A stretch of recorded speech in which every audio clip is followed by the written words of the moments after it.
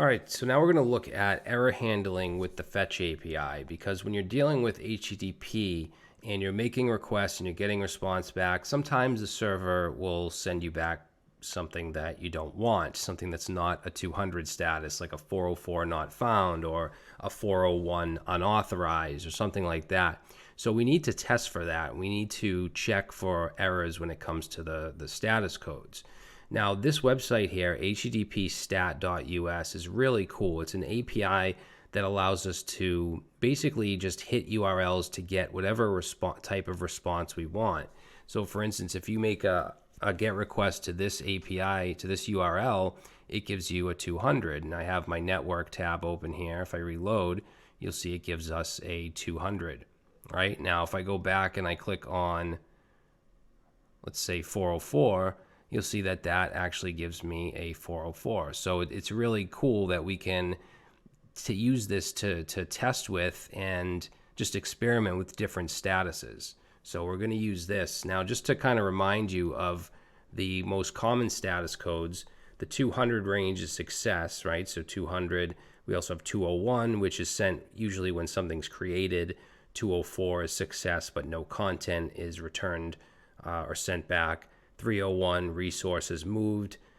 400, bad request. 401 is unauthorized.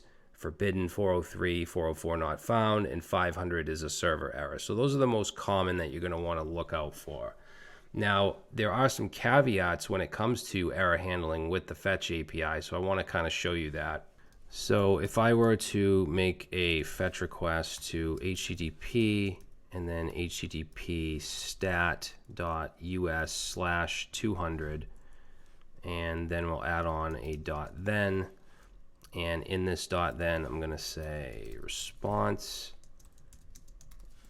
and then I'm going to return that response, and then I'm going to add on another .then, and here we'll say just actually we don't even have to pass anything in here.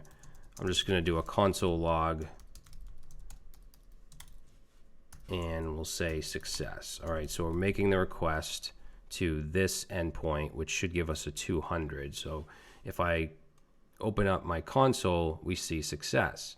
And of course, that's expected, right? It's a successful request. Now, the kind of weird part of Fetch is that if I were to make a request to an endpoint and I get a 404, which is an error, it's a not found code, you would think that this would not run. So if I save that, the browser does tell us it's a 404 in red, but my .then here is running. And you're probably not going to want to do the same thing within your application if you get a 404 as if you get a 200, right? Because you're not getting the data that you need for your application to function. Now you might say, well, you know, we also have a .catch that we can use with promises. Let's put this on a new line. And we can take in an error, and then let's do a console log of that error. Save that. And that doesn't run, which is something that was confusing to me, and I know is confusing to a lot of people. You would think if you're getting an error status that your .catch would run, but the Fetch API doesn't work like this. There is a third-party library called Axios, which does work like that. If you hit an error, something that's not in the 200 range, then your .catch does fire off. But with the Fetch API, it's a little more manual. You actually have to check for the response yourself, or check for that, you know, that error code yourself. Now, where this does work, the .catch, is with a network error. So if I were to, I'll just copy that and comment it out. So if I were to make a request to something that absolutely just doesn't exist, like hello, say hello123.net. If I do that, it will, at first, it's going to take a couple seconds, but you can notice that the .then does not run. We're not seeing a console log success down here. And the .catch will run. It's making the request right now, trying to figure out what the hell's going on, and then it should run that .catch. There it is. All right, so you can see here that it ran the .catch, And this is our error, type error failed to fetch. So when this does run is on a network error. So we'll say the catch runs on a network error. It's not going to run for a status like 404 or 500 or anything like that. So let's go ahead and comment that out. And I want to show you how to check for this, since we can't depend on the dot catch and we still get a success.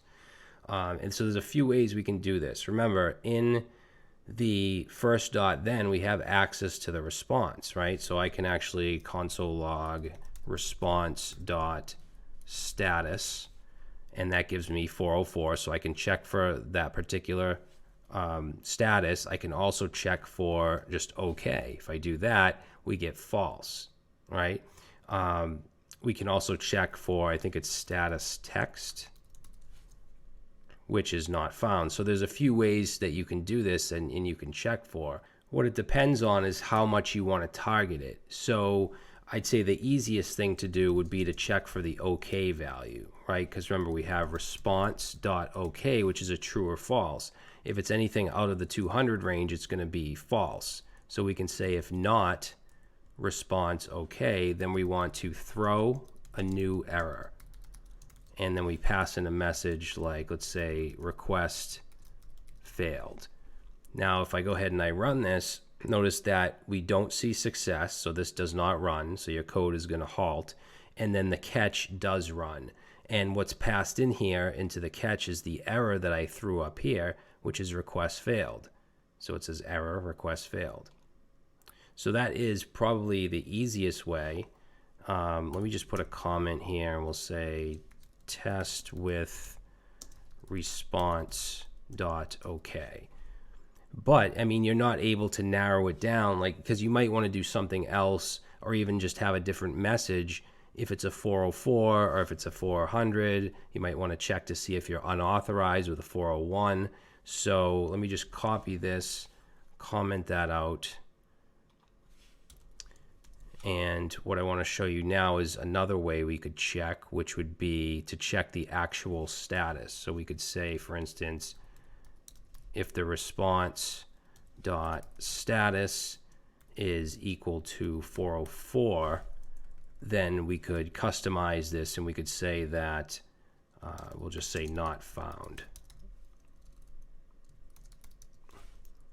And then let's check for, well, let's do an else if, and check for a 500, because that's another very common error. So response dot status, if that is equal to 500, then let's throw new error, and we know that that's a server error.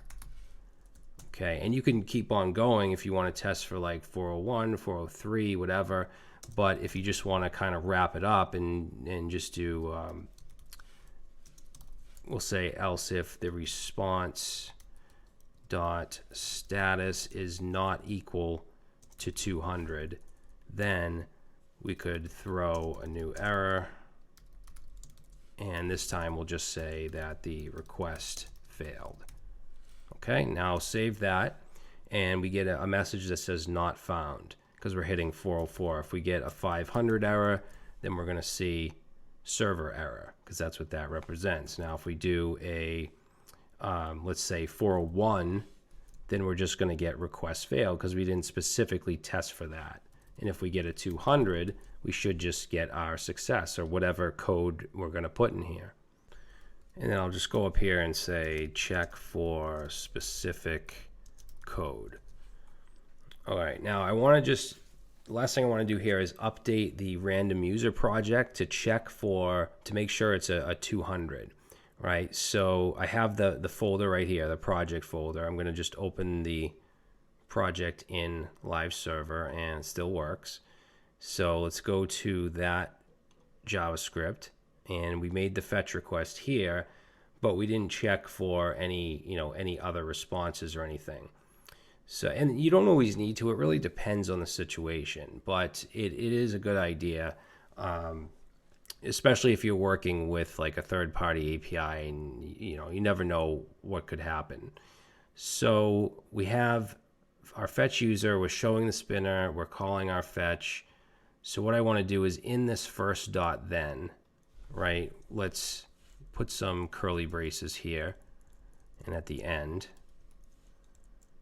And we're going to want to return that res.json. But before we do that, I'm going to do a check. So we could use any of the ways that I showed you, but I'm going to say if the res dot, we'll say if not okay. Okay, so if res dot okay, then let's throw a new error. And I'll just say that the request failed. Oops. All right.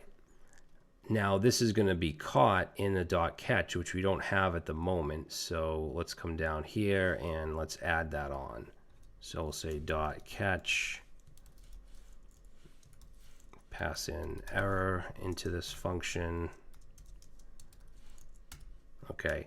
Now, remember, before we make the request, we show the spinner. So in the dot catch, we have to make sure that we hide that. So we want to call hide spinner.